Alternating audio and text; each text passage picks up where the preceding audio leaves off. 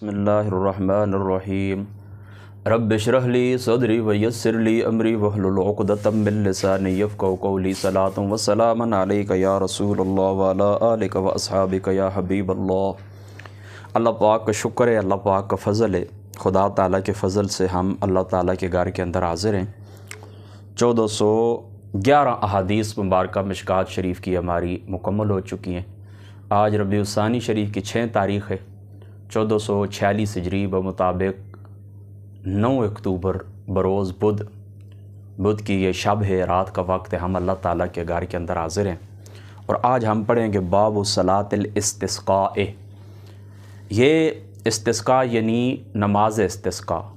استسقاء لغت کے اندر پانی طلب کرنے کو کہتے ہیں۔ استسقاء کس کو کہتے ہیں؟ لغت کے اندر پانی طلب کرنے کو کہتے ہیں، اور شرع کے اندر یعنی لغت کے اندر پانی طلب کرنا، اور شرع کے اندر اللہ تعالیٰ کی ذات اقدس سے قحط سالی کے وقت یا ضرورت کے وقت بارش کا طلب کرنا۔ حضرت امام اعظم ابو حنیفہ رضی اللہ تعالی عنہ آپ کے نزدیک صلاۃ الاستسقاء یعنی صلاۃ بمعنی یہاں پر دعا ہے کہ جس وقت آپ کو ضرورت ہو بارش کی تو اس وقت کیا کرنا چاہیے؟ اللہ تعالیٰ کی بارگاہ پاک کے اندر دعا کرنی چاہیے، بس بات ختم۔ باقی جو ائمہ ہیں یعنی حضرت امام اعظم ابو حنیفہ رضی اللہ تعالیٰ عنہ آپ سے ہٹ کر باقی کہتے ہیں کہ یہ استسقاء کی نماز ادا کی جائے گی، یعنی یہاں پر صلاۃ بمعنی نماز ہے، ٹھیک ہے؟ یہاں پر کیا کیا جائے گا؟ نماز ادا کی جائے گی، نماز ادا کی جائے گی، جس طرح آپ 2 رکعتیں ادا کرتے ہیں نا۔ اور امام اعظم کے جو شاگرد ہیں یعنی صاحبین جن کو کہا جاتا ہے، امام محمد صاحب رحمۃ اللہ تعالی علیہ اور امام یوسف صاحب رحمۃ اللہ تعالی علیہ، آپ دیگر ائمہ کے ساتھ ہیں۔ بہرحال اس باب کے اندر مجھے صحیح جو نقطہ نظر معلوم ہوتا ہے وہ حضرت امام اعظم ابو حنیفہ رضی اللہ تعالی عنہ آپ کا ہی نقطہ نظر معلوم ہوتا ہے صحیح، کہ سنت یہی ہے کہ یہ دعا ہے۔ اکثر احادیث مبارکہ جو آئی ہوئی ہیں اس باب کے اندر، تو آپ نے یہ بات ذہن کے اندر رکھنی ہے کہ وہاں پر دعا کا لفظ استعمال ہوا ہے۔ ایک روایت ایسی ہے، یا تلاش آپ کریں تو ہو سکتا ہے ایک اور بھی آ جائے، میری نگاہ سے ایک ہی گزری ہے کہ اس کے اندر صلاۃ کا لفظ ہے، صلاۃ کا لفظ ہے۔ بہرحال وہ بھی امام اعظم صاحب رحمۃ اللہ تعالی علیہ آپ اس کی تعویل کرتے ہیں کہ یعنی یہاں پر صلاۃ وہ نماز نہیں ہے کہ جو اپنی خصوصیات کے ساتھ پڑھی جاتی ہے، بلکہ دعا کے معنی کے اندر ہی ہے۔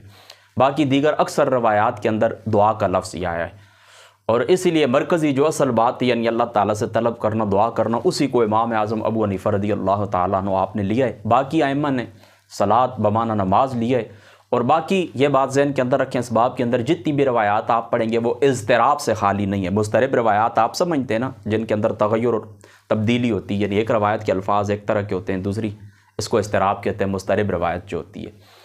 تو یہ بہرحال اس طرح کوئی بندہ اگر اس طرح کرے کہ اکثریت کو مد نظر رکھتے ہوئے یا دیگر ائمہ کے قول کے اوپر عمل کرتے ہوئے یا صاحبین کے فتوے کے اوپر عمل کرتے ہوئے وہ جائے اور نماز پڑھے، تو ظاہری سی بات ہے اللہ تعالیٰ کی عبادت ہی ہے، شرعاً کوئی ممنوع تو نہیں ہے، شرعاً ایک مستحسن کام ہی ہے۔ بہرحال ابو حنیفہ صاحب رحمۃ اللہ تعالی علیہ آپ کا نقطہ نظر ہی قرآن اور سنت کے اوفق معلوم ہوتا ہے، ان کے قریب معلوم ہوتا ہے، ٹھیک ہے؟ باقی انشاءاللہ تعالیٰ زندگی رہی تو جو روایتیں آئیں گی تو ساتھ ساتھ آپ سمجھتے جائیں گے، ٹھیک ہے؟ اچھا، یہ سب سے پہلی جو روایت ہے یہ حضرت عبداللہ ابن زید قال خرج رسول اللہ صلی اللہ تعالیٰ علیہ وسلم بالناس الی المصلی یستسقی فصلی بہم رکعتین۔ دیکھیں اس روایت کے اندر واضح طور کے اوپر فصلی بہم رکعتین 2 رکعتوں کا لفظ استعمال ہوا ہے، یعنی یہ عبداللہ ابن زید رضی اللہ تعالیٰ عنہ آپ کہتے ہیں کہ رسول پاک نکلے عیدگاہ کی طرف جہاں پر نماز پڑھی جاتی ہے بارش طلب کرنے کے لیے، اور وہاں پر حضور نے 2 رکعتیں ادا فرمائی، جہر فیہما بالقراءۃ، اور آقا علیہ الصلوۃ والسلام نے بلند آواز سے قرات کی، واستقبل القبلۃ، اور حضور علیہ السلام قبلہ رو ہوئے، یدہ ورفع یدیہ، دعا کی اور اپنے ہاتھ اٹھائے، وحول رداءہ، اور آقا علیہ السلام نے اپنی چادر مبارک پلٹی، حین استقبل القبلۃ، حین استقبل القبلۃ، اور قبلہ رو حالت میں حضور علیہ الصلوۃ والسلام نے اپنی چادر مبارک کیا کر دیے؟ پھیر دیے۔ یہ چادر مبارک حضور علیہ الصلوۃ والسلام نے جو پھیری ہے، محدثین نے اس کے اوپر بھی بحث کی ہے کہ آقا علیہ الصلوۃ والسلام نے کیوں پھیری ہے۔ اس کی وجہ یہ ہے کہ آیا آقا علیہ الصلوۃ والسلام حالت تبدیلی کی فعال لینا چاہتے تھے یا یہ اللہ تعالیٰ کو حکم تھا؟ اگر کہیں کہ حالت تبدیلی کی فعال لینا چاہتے تھے تو اس کے اوپر بھی بعض محدثین نے اپنی رائے کا اظہار کیا ہے کہ یہ جو تبدیلی کی جاتی ہے فعال، یہ کسی دوسرے کو دیکھ کر نا، یعنی مثال کے طور پر آپ کسی کام کے لیے جا رہے ہیں، مشکل کام ہے، راستے کے اندر آپ کو ایک شخص ملا، اس کا نام سہیل تھا، آپ سہیل کہتے ہیں آسانی کو، یا لکھا ہوا تھا اللہ آپ کے لیے آسانی کرے گا، تو اس کو نیک فعال لینا کہتے ہیں۔ اس کو کیا کہتے ہیں؟ نیک فعال لینا کہتے ہیں۔ یا کوئی بندہ آپ کو خوشخبری دے دیتا ہی، اس کو نیک فعال کہتے ہیں۔ تو یہ تو کوئی دوسرا شخص یا کوئی فعل ہو رہا ہو اس سے فعال لی جاتی ہے، اپنے فعل سے تو فعال نہیں لی جاتی۔ بہرحال اس کا یہ جواب دیا جا سکتا ہے کہ آقا علیہ الصلوۃ والسلام نے ردا پلٹی ہے تو صحابہ پاک نے اس سے فعال لیے، اور یہ اللہ تعالیٰ کی ذات پاک نے آپ کو حکم دیا تھا چادر کے پلٹنے کا کہ یہ باقی لوگوں کے لیے فعال ہو، یا پھر اس طرح کہ مطلقاً اللہ تعالیٰ کی ذات اقدس نے حکم دیا تھا کہ یہ تغیر احوال کی طرف اشارہ ہے کہ اب یہ جو تنگی کے دن تھے، یہ جو پریشانی تھی، معاشی تنگی بھی ظاہری سی بات ہے، معاش کا ذریعہ جو ہے بارش ہی ہے نا، آپ کی جو معیشت ہے یہ بارش سے جڑی ہوئی ہے نا، بارش ہی آسمان سے اللہ تعالیٰ برساتا ہے، پھر کھیتیاں اگتی ہیں، پھر فصلیں پکتی ہیں، بازار کے اندر جاتی ہیں، اناج بکتے ہیں، سب کچھ آپ کو نصیب ہوتا ہے۔ وجعلنا من الماء کل شیء حی، اللہ تعالیٰ کی ذات اقدس نے ہر چیز کی زندگی کس کے ساتھ رکھی ہے؟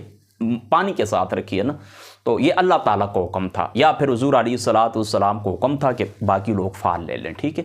تو اس طرح ہی کرنا چاہیے۔ یاد رکھیں جس وقت استسقاء کے لیے آپ نکلیں گے، آپ دعا کریں ابو حنیفہ صاحب کے قول کے مطابق، جس طرح باقی روایت سے ثابت ہے، یا نماز پڑھیں، پھر اس کے بعد بلند ہاتھ بلند کر کے اللہ تعالیٰ کی ذات پاک سے دعا کریں۔ آگے روایات آئیں گی، یہ بات آپ نے ذہن کے اندر رکھنی ہے کہ جو کام جتنا محتم بشان ہوتا ہے یا جتنا مشکل ہوتا ہے تو اس کے لیے زیادہ بلند آپ ہاتھ کریں، ٹھیک ہے۔ اور یہ چادر کو پلٹنا یعنی اس کا اندرون باہر آ جائے، اس کا بیرون اندر چلا جائے، اسی طریقے اس کا دایاں جو تھے وہ بائیں طرف چلا جائے اور بائیں جو ہے وہ دائیں طرف آ جائے، یہ کرنا چاہیے، ٹھیک ہے۔ اور اس سے حالات کی تغیر کی طرف اشارہ ہوتا ہے، یہ بات آپ نے ذہن کے اندر رکھنی ہے، ٹھیک ہے۔ اور یہ جو آسمان کی طرف، یہ آگے دوسری روایت کے اندر آئے گا کہ ویسے تو آپ جس وقت دعا کرتے ہیں نا تو آپ کی جو ہتھیلیاں ہوتی ہیں نا یہ آسمان کی طرف، لیکن ہاتھوں کی پشت آسمان کی طرف کرنی چاہیے اس باب کے اندر، یعنی استسقاء کے باب کے اندر، ٹھیک ہے۔ وہ بھی آگے میں جا کے آپ کو بتا دیتا ہوں، ٹھیک ہے۔ آگے بڑھیے۔ وعن انس قال قال النبي صلی اللہ تعالی علیہ وسلم لا يرفع يديه في شيء من دعاء الا في الاستسقاء فانه يرفع حتى يرى بياض ابطيه۔ حضرت انس فرماتے ہیں کہ رسول اللہ نے کسی بھی دعا میں اپنے دست مبارک نہ اٹھاتے مگر استسقاء میں، کہ اس میں آپ اتنے بلند کرتے کہ آپ کی دونوں بغلوں کی سفیدی نظر آ جاتی تھی۔ تو ہو سکتا ہے آقا علیہ السلام کی چادر مبارک وہاں سے ہٹی ہوئی ہو اور وہاں پر حضور کی سفیدی، بغلوں کی سفیدی نظر آ گئی ہو، تو پھر اس طرح بھی ممکن ہے، یعنی آقا علیہ الصلوۃ والسلام کی وہ واقعتاً وہ جو سفیدی تھی بغل مبارک کی، یعنی اس کے اوپر پیران موجود نہیں تھا تو نظر آ گئی ہو، اس طرح بھی ممکن ہے۔ اور اس طرح بھی ممکن ہے کہ یعنی بغلوں کی سفیدی نظر آنا، یعنی بغلوں وہ جگہ جو سفید جگہ ہوتی ہے تو وہ کھل گئی ہے، یعنی اتنا آقا علیہ الصلوۃ والسلام نے ہاتھ مبارک بلند کر دی، ٹھیک ہے۔ دونوں باتیں ٹھیک ہے، یعنی اسی طور کے اوپر نظر آ گئی یا اتنے بلند کیے کہ وہ جگہ نظر آ گئی، اس سے وہ مراد ہے، ٹھیک ہے۔ ہاں سمجھ گئے اس بات کو۔ اچھا آگے بڑھیے۔ وعنہ ان النبی صلی اللہ تعالی علیہ وآلہ وسلم استسقى فاشار بظاہر کفیہ الی السماء۔ حضرت انس سے روایت ہے کہ بے شک نبی پاک نے بارش مانگی تو اپنی دونوں ہتھیلیوں کی پشت کو آسمان کی طرف کیا۔ حضور علیہ الصلوۃ والسلام، یہ ہتھیلیوں کی پشت ہے، اس کو حضور علیہ الصلوۃ والسلام کی ذات اقدس نے آسمان کی طرف کیا۔ دو باتیں یہاں پر ذہن کے اندر رکھنی ہے۔ بعض علماء یہ کہتے ہیں کہ واقعہ جس قدر مشکل تر ہو، قوی تر ہو تو ہاتھ بلند کرنے چاہیے، اتنے ہی ہاتھ بلند کر دے، جس طرح پچھلی روایت کے اندر آ چکا ہے۔ اور اس روایت سے کیا ثابت ہوتا ہے؟ اس روایت سے یہ ثابت ہوتا ہے کہ حضور علیہ الصلوۃ والسلام نے اپنے ہاتھوں کی، یعنی ویسے عام حالات کے اندر ہاتھوں کی ہتھیلیاں آسمان کی طرف ہوتی ہیں، اندرون ان کا حصہ، اور اس حالت کے اندر یعنی استسقاء کے لیے، بارش طلب کرنے کے لیے حضور نے اپنی پشت، ہتھیلیوں کی جو پشت تھی یہ آسمان کی طرف کی۔ ایسا کیوں؟ دیکھیں، جب دعا ایسی چیز کی طلب اور سوال کے لیے ہو تو جو نعمتوں کی جنس سے ہو تو مستحب ہے کہ ہاتھوں کی ہتھیلیاں آسمان کی طرف۔ اللہ تعالیٰ سے کچھ آپ طلب کرتے ہیں نا، نعمت طلب کرتے ہیں، اے اللہ تعالیٰ مجھے بیٹا عطا فرما، اے اللہ تعالیٰ مجھے بیٹی عطا فرما، اے اللہ تعالیٰ میری شان کے اندر اضافہ فرما، اس قسم کی جو بات ہوتی ہے تو اس میں اس طرح ہوتا ہے کہ عمومی طور پر اس طرح کرنا چاہیے کہ بسم اللہ الرحمن الرحیم، بس آپ ادھر ہی بیٹھ۔ یہ تھوڑا وہ چاند مجھے بڑا خوبصورت لگ رہا تھا باہر کھڑکی سے، میں نے اس کی اچھا تو اس طرح کریں۔ عام حالات کے اندر جو نعمتوں کی جن سے آپ طلب کرتے ہیں نا کچھ بھی، تو اس کے لیے یہ ہاتھوں کا اندرون جو ہوتا ہے نا، جن کو ہتھیلیاں کہتے ہیں، یہی آسمان کی طرف ہونی چاہیے۔ اچھا، جبکہ فتنہ اور بلا کے دفع کے لیے ہاتھوں کی پشت آسمان کی طرف ہو، تاکہ فتنہ اور بلا کی جو مصیبت ہے اس کی آگ بجھ جائے، اس کی آگ بجھ جائے۔ اور بعض علماء نے یہ بھی یہاں پر لکھا ہے کہ جس طرح آقا علیہ السلام نے چادر کو پلٹا اسی طرح ہاتھوں کو بھی پلٹ دیا، اور یہ بھی تغیر احوال کی طرف اشارہ تھا کہ اب انشاءاللہ کیا ہونے والی، بارش ہونے والی، اور حالات کیا ہو جائیں گے، تبدیل ہو جائیں گے۔ بس یہ سمجھ آ گئے نا، یعنی بارش کی طلب کے لیے چادر کا پلٹنا اور ہاتھوں کا پلٹنا، یہ دونوں باتیں آپ کو سمجھ آ گئیں۔ آگے بڑھیے۔ وعن عائشہ قالت ان رسول اللہ صلی اللہ علیہ وسلم اذا کان رأى المطر قال اللهم صیبا نافعا۔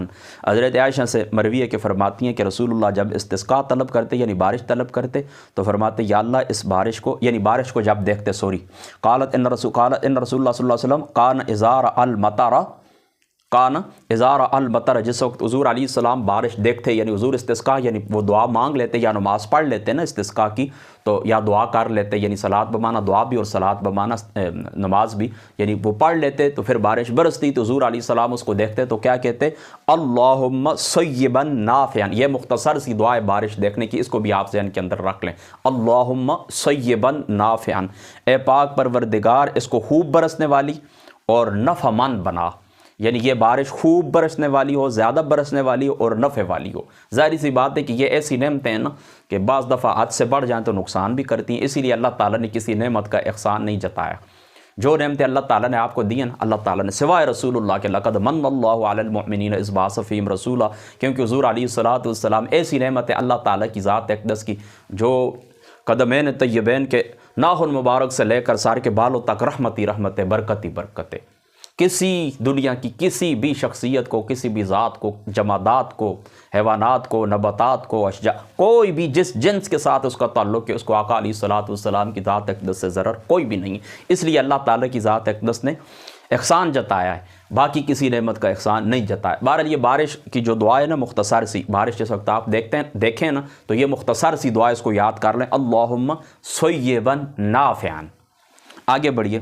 وعن انس قال اصحابنا، حضرت انس فرماتے ہیں کہ اصحابنا ونحن مع رسول اللہ صلی اللہ علیہ وسلم مطر، فرما حضور علیہ الصلوۃ، حضرت انس فرماتے ہیں کہ ہم رسول اللہ کے ساتھ تھے کہ بارش شروع ہو گئی۔ قال فحصر رسول اللہ صلی اللہ تعالیٰ علیہ وسلم، آقا علیہ الصلوۃ والسلام کی ذات مقدسہ نے صوبہ، اپنی بدن مبارک سے کپڑا ہٹایا، حتی اصابہ من المطر، یہاں تک کہ حضور نبی پاک صلی اللہ تعالیٰ علیہ وسلم کی بدن مبارک کو وہ بارش لگی۔ فقلنا یا رسول اللہ لما صنعت ھذا، قال لانہ حدیث عہد بربہ، فرمایا یہ ابھی اپنے رب تعالیٰ کے پاس آئی ہے، یعنی یہ کیا ہے، اللہ تعالیٰ کی طرف سے آسمان سے اتری ہے نا اللہ تعالیٰ، تو یہ اللہ تعالیٰ کی رحمت برس رہی ہے نا، یہ نزول رحمت کا وقت ہے، تو یہ بارش اللہ کی رحمت ہے، تو فرمایا اللہ تعالیٰ کی رحمت کو میں اپنے بدن کے اوپر ملنا چاہتا ہوں، اپنے بدن کے اوپر بہانا چاہتا ہوں، اللہ تعالیٰ کی رحمت کی وصولی کے لیے، فیض یابی کے لیے، کہ اس رحمت کا فیض مجھے ملے۔ تو ظاہری سی بات ہے اس میں کوئی شک شبے کی گنجائش نہیں ہے کہ بارش اللہ تعالیٰ کی رحمت ہے، لہٰذا آپ اس طرح کریں کہ جس وقت بارش برس رہی ہو اپنے ہاتھوں کے اوپر، ہتھیلیوں کے اوپر، منہ کے اوپر، اس کے ساتھ میں نے کئی دفعہ بارش کے پانی سے وضو بھی کیے۔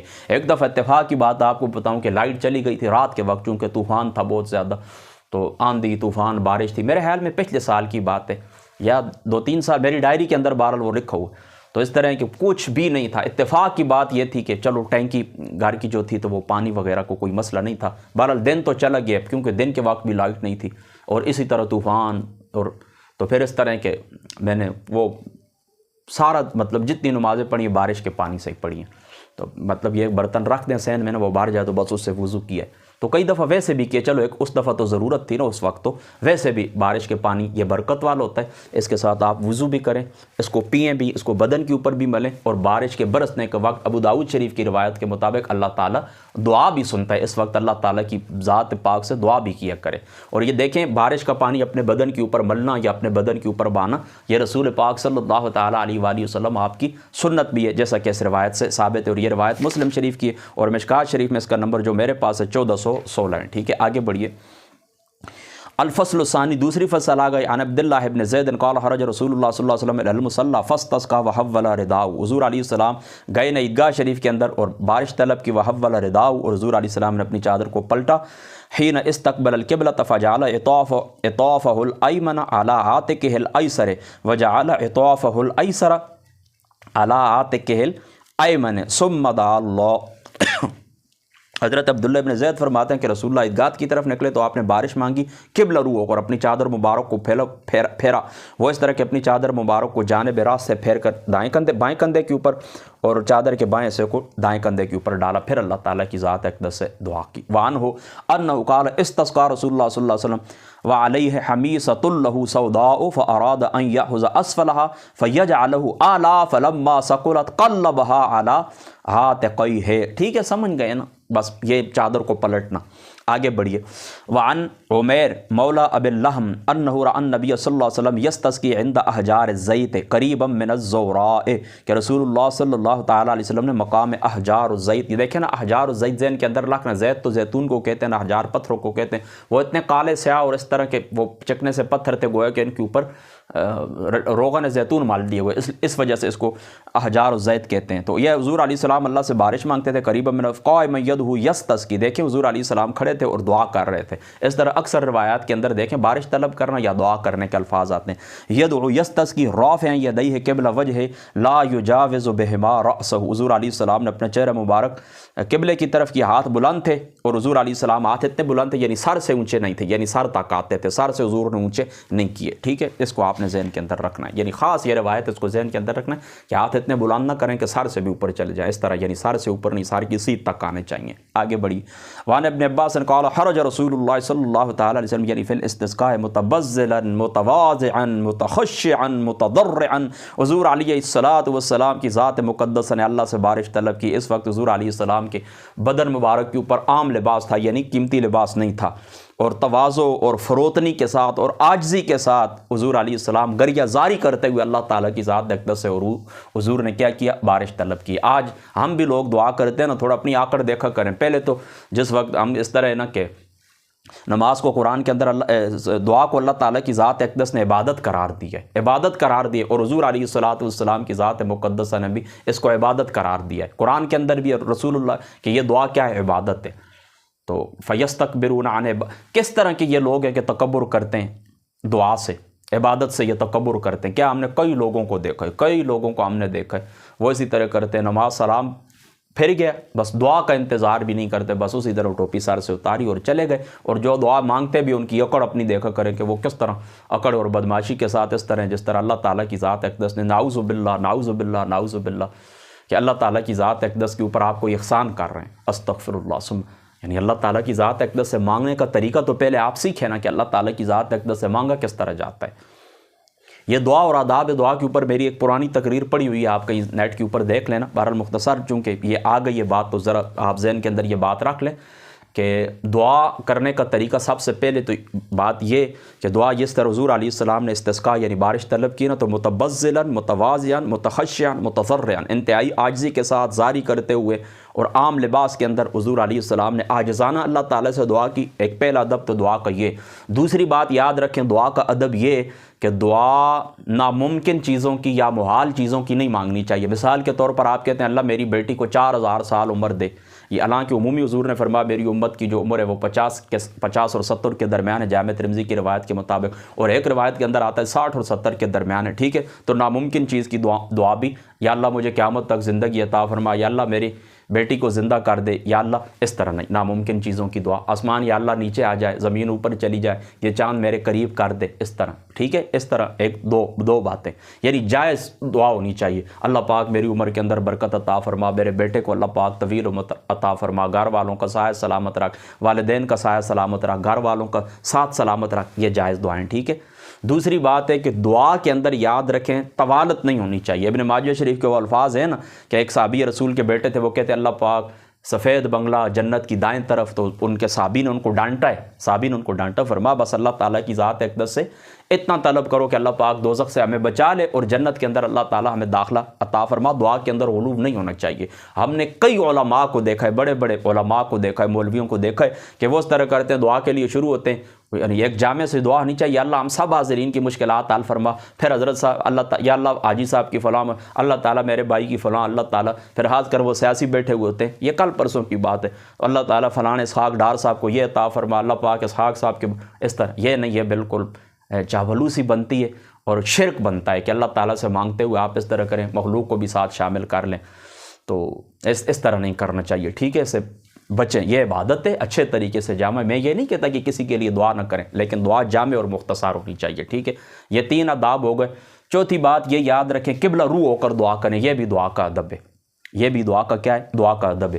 اور دعا سے پہلے اللہ تعالیٰ کی ذات اقدس کی تعریف کرنا، حمد و ثنا بیان کرنا، اور حضور علیہ الصلوۃ کی ذات اقدس کے اوپر درود پڑھنا، اور دعا کے اختتام کے اوپر بھی اسی طرح کرنا. یعنی اول بھی درود، آخر بھی درود. اول بھی اللہ تعالیٰ کی ثنا، آخر بھی اللہ تعالیٰ کی ثنا. پوری آپ کی زندگی اسی طرح ہونا چاہیے. اول اللہ، درمیان میں اللہ، آخر کے اندر اللہ. اللہ تعالیٰ کی ذات اقدس کو تو شروع کے اندر بھی، آخر کے اندر بھی. بات آپ سمجھ گئے. چھٹا ادب یہ یاد رکھیں، کبھی یہ نہ کہیں کہ میری دعا قبول نہیں ہوئی ہے، یا میں نے ایک ریکویسٹ بھیجی تھی اللہ تعالیٰ سے، ابھی تک اس کا نہیں پتہ نہیں چلتا زندگی کے اندر. دیکھیں نا، اس طرح بھی ممکن ہے کہ دعا آپ نے کی ہے تو کوئی مصیبت آپ کی، وہ اللہ تعالیٰ کی ذات اقدس نے اس دعا کے بدلے ٹال دیے، یا وہ نعمت آپ کے حق کے اندر مفید نہیں تھی، اتنی اللہ تعالیٰ کی ذات اقدس نے کوئی دوسری نعمت آپ کو عطا فرما دی. یہ بھی ممکن ہے. اور اس طرح بھی ممکن ہے، یعنی احادیث پاک کا خلاصہ آپ کو بتاتا ہوں، کہ ہو سکتا ہے وہ دعا اللہ تعالیٰ کی ذات پاک نے آپ کے لیے قیامت والے دن ذخیرہ کر دی ہو. ٹھیک ہے، یا تو وہ چیز عطا ہو جاتی ہے، یا اتنی نعمت عطا ہو جاتی ہے دوسری، یا پھر اس کے برابر بلا ٹل جاتی ہے، یا پھر وہ نعمت وہ دعا آپ کے لیے آخرت کا ذخیرہ بن جاتی ہے. آپ سمجھ گئے نا. لہٰذا کبھی بھی تیزی، میں خود اپنا آپ کو بتاتا ہوں کہ کچھ ہوتا ہے، اپنی باتیں ہوتی ہیں، مرادیں ہوتی ہیں. میں نے اللہ تعالیٰ کی ذات پاک سے دعا کئی دفعہ کی ہے، اور ایک دعا تو ایسی ہے، یا چند دعائیں ایسی ہیں کہ جو تقریباً میں مسلسل تقریباً 7-8 سال تک اللہ تعالیٰ کی بارگاہ سے طلب کرتا رہا. تو ایک دن میرے دل کے اندر بھی آیا، میں نے کہا ہو سکتا ہے کہ میری دعا قبول نہیں ہوئی ہے. پھر میں اپنی حالات کے اوپر میں نے غور کیا. میں نے کہا دیکھیں اللہ تعالیٰ کی ذات اقدس نے مجھے بیٹے عطا فرمائے. میرے 2 بیٹے ہیں اللہ پاک. تو میں نے کہا یہ اولاد تو دیکھیں، میں نے کبھی بھی ایک دفعہ بھی اولاد کا سوال اللہ تعالیٰ سے نہیں کیا. اور لوگ رو رو کے سجدے کر کے دعا کرتے ہیں، مجھے اللہ تعالیٰ نے بیٹے عطا فرما، پھر صحت مند عطا فرما، خوبصورت صحت مند. یہ اللہ تعالیٰ کی کتنی بڑی نعمت ہے. ایک چھوٹا سا بچہ اسپتال کے اندر ایڈمٹ ہو، یا ایک دن بچے کو بخار ہوتا ہے، رات والے دن کی کس طرح گزرتی ہے. تو ہو سکتا ہے اللہ تعالیٰ کی ذات اقدس نے وہ میرا 7-8 سال جو میں طلب کرتا تھا وہ میرے لیے مفید نہیں تھی، تو رب تعالیٰ کی ذات اقدس نے اس کے بدلے مجھے اولاد عطا فرما دی ہے. اب آپ سمجھ گئے نا. تو یہ باتیں آپ ذہن کے اندر رکھا کریں. اور اس دور کے اندر ہر شخص جو ہے وہ دوسرے کے لیے، خاص کر ہمارے ملک پاکستان کے اندر، اور یہ مسلمان جو طبقہ ہے یہ دوسرے کو کھانے کے لیے دوڑتا ہے. آپ صبح جاتے ہیں نا اپنی دکان کے اوپر کاروبار کے لیے جہاں پر، پھر آپ خیریت سے شام کو واپس آ جاتے ہیں نا، تو اس کو ایک معجزہ سمجھا کریں. ایک معجزہ ہو گیا کہ خیریت سے گندے لوگوں کی نگاہوں سے بچ کر خیریت سے رات کو، دن کو آپ کا گزر جاتا ہے، رات آپ کی گزر جاتی ہے خیریت سے، صبح پھر اٹھ کے ایک دوسرے کو دیکھ کے اپنے کاموں پر چلے جاتے ہو. یہ اللہ تعالیٰ کا معجزہ ہے. کیا پتہ کتنی دعائیں جو آپ نے کی اللہ تعالیٰ کی ذات اقدس نے وہ اس راستے کے اندر قبول فرما لی. ٹھیک ہے. تو یہ چلو آداب دعا جو مجھے یاد تھے وہ میں نے بیان کر دیا. حدیث پاک کے ضمن کے اندر وقت بھی تھوڑا ہے، باقی انشاءاللہ پھر اس کے اوپر ایک نشست رکھیں گے، اور دعا اور آداب دعا کے اوپر انشاءاللہ تعالیٰ زندگی رہی تو تفصیلی اس کے اوپر گفتگو کریں گے. آگے بڑھیے. وعن عمرو بن شعیب عن نبی عن جدی قال قال نبی صلی اللہ علیہ وسلم اذا استسقى قال اللهم اسق عبادك. یہ حضرت عمرو بن شعیب اپنے دادا سے روایت کرتے ہیں کہ نبی پاک جب بارش طلب کرتے تو یوں کہتے کہ اے اللہ اپنے بندوں، اپنے اذا استسقى قال اللهم اسق عبادك وبهيمتك. اے اللہ تعالیٰ اپنے بندوں کو اور اپنے جانوروں کو، یعنی یہ جو چارپائے ہیں نا ہمارے، جو سوری ان کو کیا ہے، دابا جانور جو ہوتے ہیں، یا اللہ اپنے بندوں کو اور چارپائیوں کو اللہ تعالیٰ، یعنی ایوانوں کو اللہ تعالیٰ پانی عطا فرما. ونجر رحمتک، اور اللہ تعالیٰ اپنی رحمت کو بکھیر دے، اپنی رحمت کو اللہ تعالیٰ منتشر فرما دے، اپنی رحمت کو پھیلا دے. اچھا جی. وَأَحْيِ بَلَدَكَ وَأَحْيِ، اس طرح ہونا چاہیے، وَأَحْيِ بَلَدَكَ الْمَيِّتَ، اور اللہ تعالیٰ اس مردہ شہروں کو اے پاک پروردگار زندگی عطا فرما، یعنی نباتات اگائیں، تر و تازہ کھیتیاں. ٹھیک ہے، سمجھ گئے نا. تو اس طرح اللہ تعالیٰ اپنی اس زمین کو رویدگی عطا فرما. ٹھیک ہے، یہ آقا علیہ الصلوۃ والسلام. تو یہ الفاظ بھی آپ یاد کر لیں.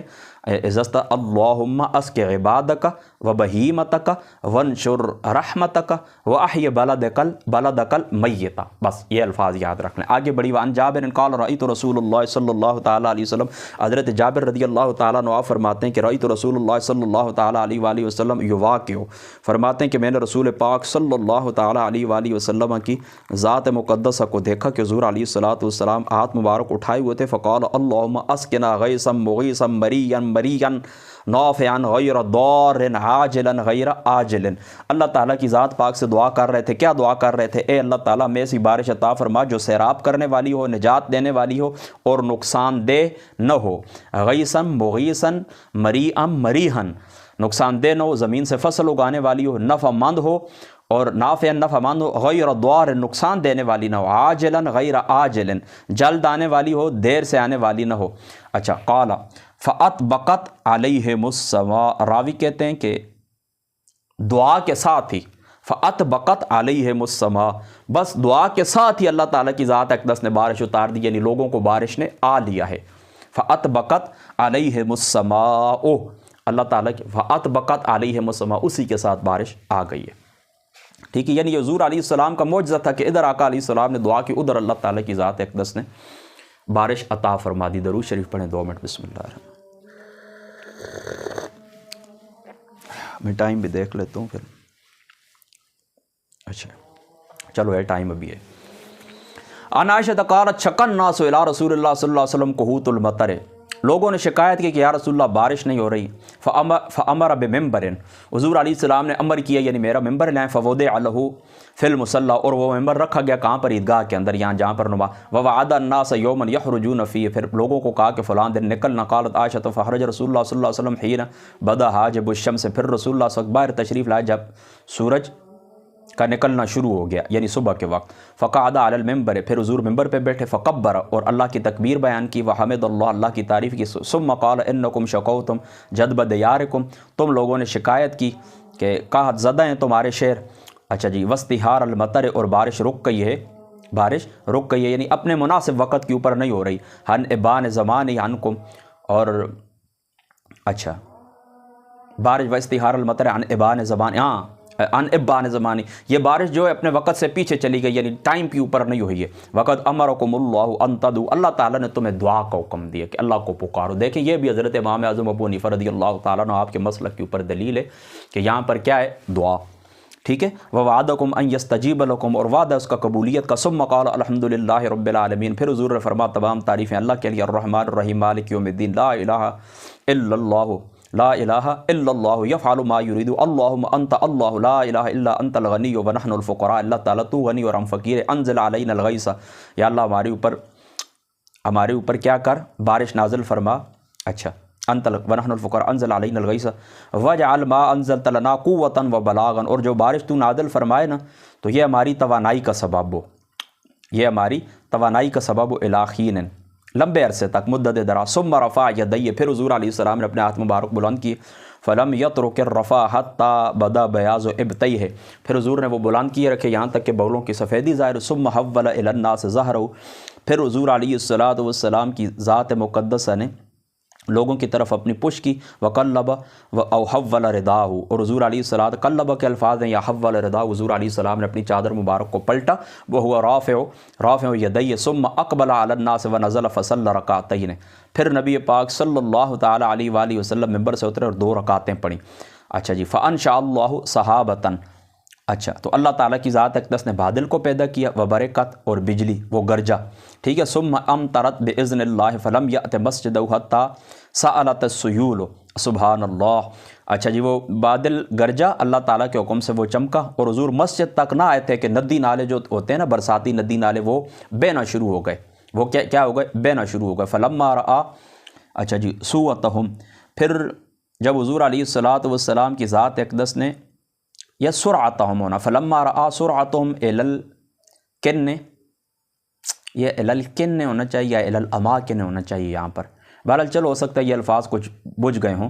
فلما رآ سرعتہم الی الاماکن یا الی الکن، ضحک، پھر جس وقت حضور نے سرعت کے ساتھ لوگوں کو دیکھا ہے نا اپنے گھروں کی طرف جا رہے ہیں، اپنے ٹھکانوں کی طرف جا رہے ہیں، ضحک، آقا علیہ السلام کی ذات اقدس مسکرا پڑے، حتی بدت نواجذہ، یہاں تک کہ حضور علیہ السلام کے وہ گورے گورے سفید دانت، حضور علیہ السلام چلٹے دودھ، سفید دودھ کی طرح سفید دانت حضور علیہ السلام کے، سبحان اللہ سبحان اللہ، چمک پڑے، ظاہر ہو گئے۔ فقال اشہد اللہ علی کل شیء قدیر، اشہد اللہ، اے میں گواہی دیتا ہوں کہ بے شک اللہ تعالیٰ ہر چیز کے اوپر قادر، اشہد نہیں سوری اس طرح، فقال اشہد ان اللہ علی کل شیء قدیر، یہ الفاظ تھوڑا وہ مٹ جاتے ہیں، پرانی کتاب ہے، ناراض نہیں ہونا، اشہد ان اللہ علی کل شیء قدیر، کہ اللہ ہر چیز کے اوپر قادر ہے، وانی یا وانی عبد اللہ ورسولہ، اور میں اللہ کا بندہ بھی ہوں، اللہ تعالیٰ کا رسول بھی ہوں۔ ٹھیک ہے، مشکل تو نہیں ہے اس بات کے اندر کوئی بات بھی، یہ حضور علیہ السلام کی دعا ہے، اور اسی روایت کے اندر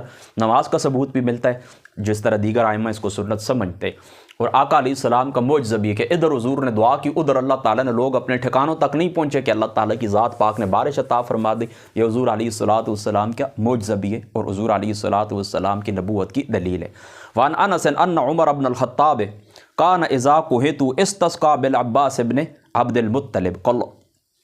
یہ حضرت انس بن مالک رضی اللہ تعالیٰ عنہ فرماتے ہیں کہ کان اذا قحط استسقى بالعباس بن عبد المطلب فقال اللهم انا كنا نتوسل اليك بنبينا فتسقينا وانا نتوسل اليك بعم نبينا فاسقنا قال فیسقون. حضرت انس فرماتے ہیں کہ جب لوگ قحط سالی کے اندر مبتلا ہوتے ہیں نا تو حضرت عمر کیا کرتے ہیں, حضرت عباس جو حضور کے چاچو تھے, ان کے توسل سے دعا مانگتے اور کہتے اللہ ہم لوگ تیرے حضور اپنے رسول پاک کا وسیلہ پکڑتے تھے, تو ہمارے اوپر بارش برسایا کرتا تھا, اب ہم تیرے حضور اپنے نبی کے چچا کا وسیلہ لاتے ہیں, اے پاک پروردگار تو ہمارے اوپر بارش نازل فرما. تو حضرت انس کیا فرماتے ہیں فاسقنا, یعنی وہ جس وقت بارش طلب تو فیسقونا, پھر اللہ تعالیٰ کی ذات اقدس کیا کرتے ان کو بارش عطا فرما دیتے. دیکھیں یہاں پر دو باتیں آپ نے ذہن کے اندر رکھنی ہیں, چونکہ ایک سوال بھی آیا تھا مزارات کے متعلق, اس کو بھی میں تھوڑا سا ڈسکس کر دیتا ہوں, وسیلے کے متعلق بھی. یہ چند ایک باتیں تھوڑی سی مختصر شارٹ جو ٹائم ہے میں دیکھیں اس موضوع کے اوپر میں پہلے بھی بول چکا ہوں اور انشاءاللہ تعالیٰ چلو وسیلہ جو اس کو پھر ٹاپک بنائیں گے, لیکن دو باتیں یہاں پر آپ نے ذہن کے اندر رکھنی ہیں کہ حضور علیہ السلام حضرت عمر جس وقت اللہ تعالیٰ سے بارش طلب کرتے استسقاء کے لیے نکلتے تو کس کو ساتھ لیتے, حضرت عباس کو, اور ان کا وسیلہ اللہ کی بارگاہ کے اندر پیش کرتے. اس کو آپ نے ذہن کے اندر رکھنا ہے. کیا کہتے یعنی یار پہلے کیا کہتے کہ یا اللہ ہم تیرے نبی کا وسیلہ تیری بارگاہ کے اندر پہلے پیش کیا کرتے تھے بارش کے وقت, تو ہمیں عطا فرماتا تھا, اور اب تیرے چاچو کا وسیلہ یا تیرے نبی کے چاچو کا وسیلہ ہم عباس کا پیش کرتے, یا اللہ ہمیں بارش عطا فرما. تو حضرت انس کیا فرماتے ہیں رضی اللہ تعالیٰ عنہ کہ اللہ تعالیٰ کی ذات اقدس ان کو بارش عطا فرما دیا کرتا تھا.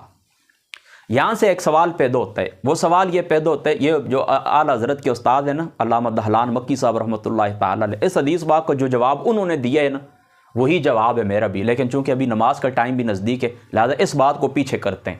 بہرحال جو سوال کیا جاتا ہے کہ اس کا مطلب ہے جو بندہ دنیا سے چلا جائے اس کا وسیلہ نہیں پیش کیا جاتا, زندے کا وسیلہ پیش کیا جائے گا, تو یہ بات درست نہیں ہے. دنیا کے اندر جو موجود نہ ہو, دنیا سے وفات پا جائے, جو نیک لوگ ہوتے ہیں اللہ تعالیٰ کے محبوب بندے ہوتے ہیں, تو ان کا وسیلہ بھی خدا تعالیٰ کی بارگاہ کے اندر پیش کیا جا سکتا ہے. جس طرح جذب القلوب الی دیار المحبوب کے اندر محدث دہلوی نے اس روایت کو نقل کیا ہے کہ حضور نبی پاک صلی اللہ تعالیٰ علیہ وسلم حضرت فاطمہ بنت اسد جو حضرت علی کی والدہ ہیں رضی اللہ تعالیٰ عنہ وعلیہ السلام, ان کی جو والدہ ہیں ان کی قبر مبارک کے اندر لیٹ کر کیا فرمایا کہ اللہ ان کی قبر کو کشادہ فرما دے, یہ میری امی ہیں, اور یہ میں یا اللہ یہ دعا تیری بارگاہ کے اندر مجھ اور میرے سے پہلے یا اللہ جو انبیاء گزرے ان کے وسیلے سے پیش کرتا ہوں. اس طرح حضور کی آمد سے قبل امام آلوسی نے تفسیر روح المعانی کے اندر لکھا ہے کہ جو یہود تھے یہ اللہ کی بارگاہ میں حضور کا وسیلہ پیش کیا کرتے تھے. ٹھیک ہے, تو یہ اس کے اوپر الگ ٹاپک ہے, حدیث باب کو بھی درمیان کے اندر رکھ کر انشاءاللہ تعالیٰ پھر اس کے اوپر گفتگو کریں گے. دہلان مکی صاحب کی گفتگو بھی میں آپ کو سناؤں گا. بہرحال یہ بات ذہن کے اندر رکھیں, یہ اس ٹاپک کے اوپر ان کا جو سوال ہے اس کے اوپر یہ دلیل نہیں ہے. دنیا سے جو لوگ نیک لوگ دنیا سے چلے جاتے ہیں ان کا وسیلہ بھی جو لوگ دنیا کے اندر نیک لوگ موجود ہوتے ہیں, زندہ ہو یا دنیا سے چلا گیا ہو, اس کا وسیلہ اللہ تعالیٰ کی بارگاہ کے اندر پیش کیا جا سکتا ہے. وسیلہ بالابدان درست ہے, وسیلہ بالابدان وسیلہ بالاعمال, جو جس طرح کہ وہ 3 غار والی جو مشہور حدیث ہے, وہ 3 آدمی پھنس گئے غار کے اندر, پھر آگے وہ آ گیا پتھر آ گیا, وہ ریاض الصالحین شریف کے اندر موجود ہے وہ روایت. تو پھر انہوں نے اپنے نیک اعمال اللہ کی بارگاہ میں پیش کیا, ان کا وسیلہ پیش کیا. تو علامہ سبکی لکھتے ہیں کہ اگر نیک اعمال کا وسیلہ خدا کی بارگاہ کے اندر مقبول ہے تو نیک ابدان کا وسیلہ بھی اللہ تعالیٰ کی بارگاہ کے اندر مقبول ہے.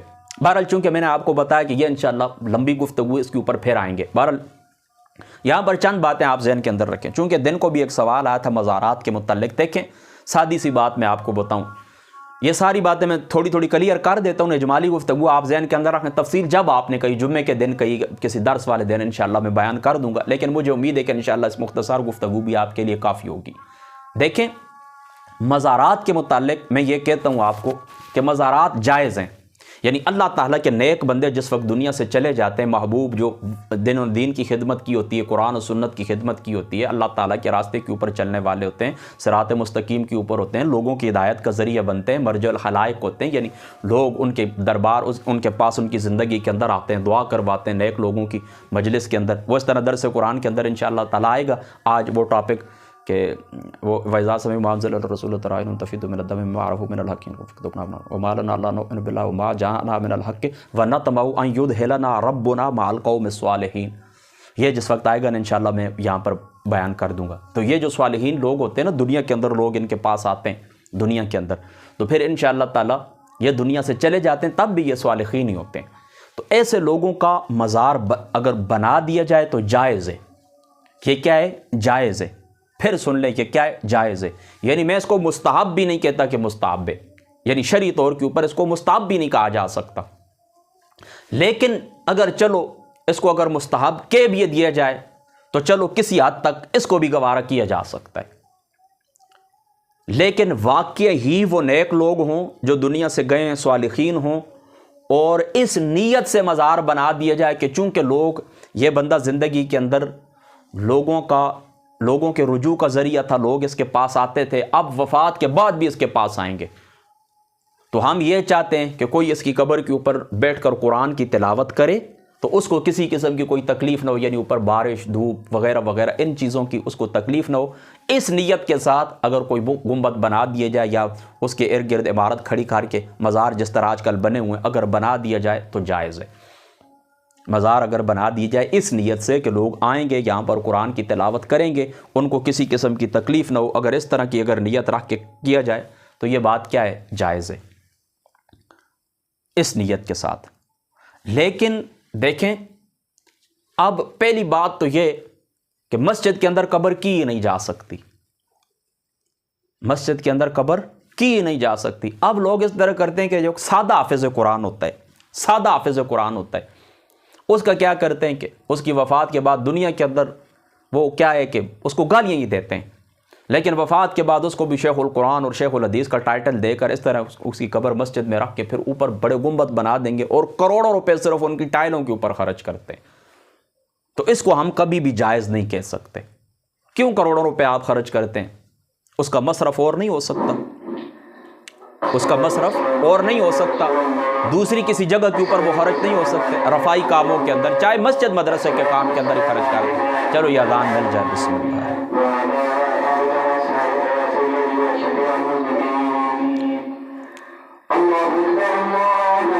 اللہ اکبر، اللہ اکبر، اشہد ان لا الہ الا اللہ،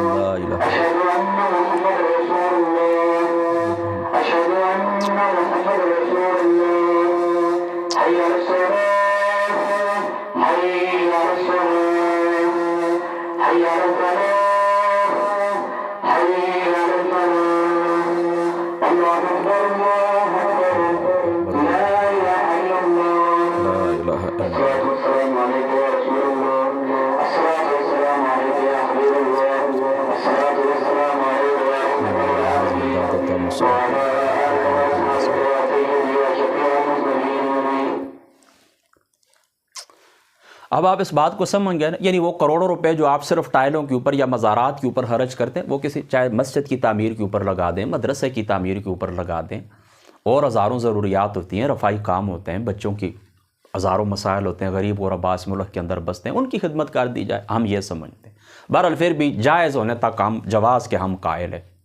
دوسری بات، یہ جو عرس وغیرہ ہوتے ہیں یا 11ویں شریف جو ہوتی ہے نا، اس کی اصل ہوتی ہے فقط ایصال ثواب۔ عرس یا 11ویں شریف کی اصل کیا ہوتی ہے؟ ایصال ثواب، بس یہ ایصال ثواب ہے۔